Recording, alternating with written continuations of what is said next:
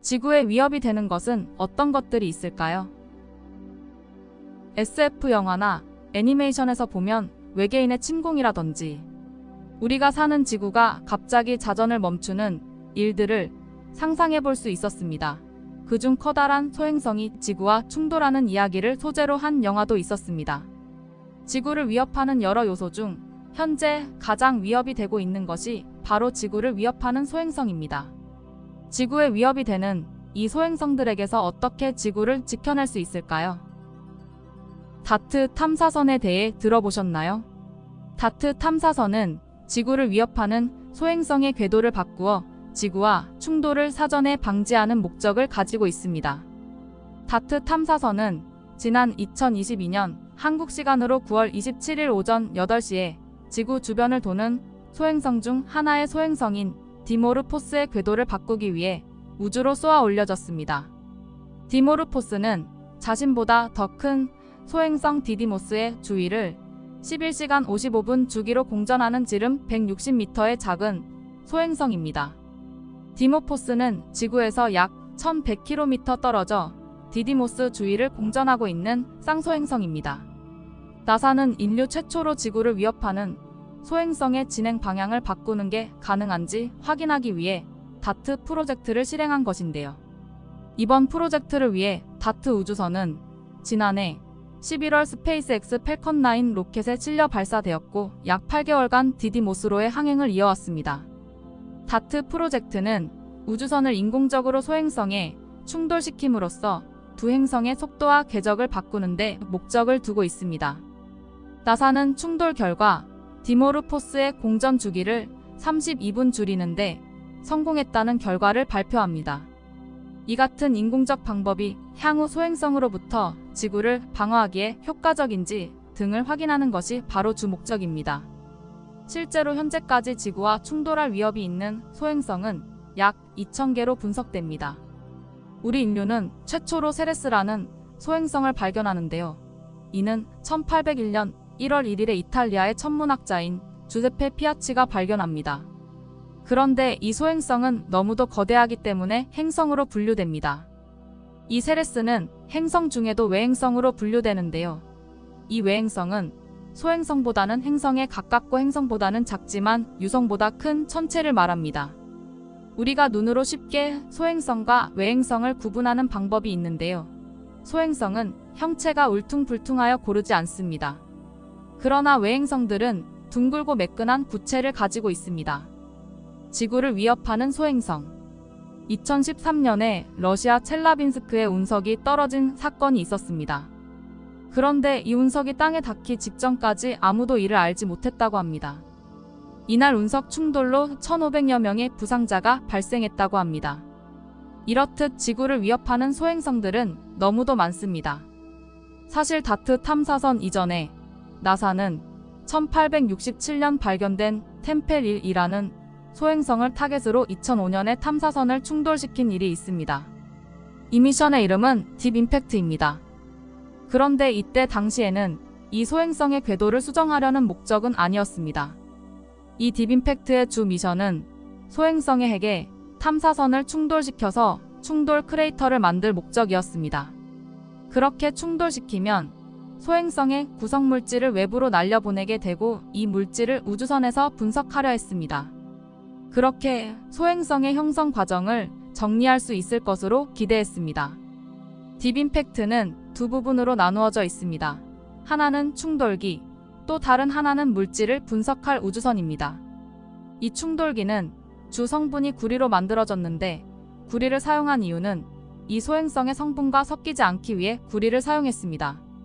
그런데 왜 하필 구리일까요? 이 소행성에는 구리가 존재하지 않기에 충돌기를 구리 성분으로 구성한 것입니다. 구리를 제외한 다른 물질을 연구하면 되기 때문에 구리 성분으로 충돌기를 구성한 것인데요. 이 충돌기는 초속 10.3km의 속도를 가지고 있었으며 충돌 당시에는 TNT 4.8톤의 폭발력의 위력으로 충돌했다고 합니다. 그 결과 소행성의 직경 150m의 크레이터를 만들게 되었습니다. 뒤쪽에 있던 물질 분석 우주선은 이 소행성에 먼지가 많고 소량의 얼음을 관측하게 됩니다.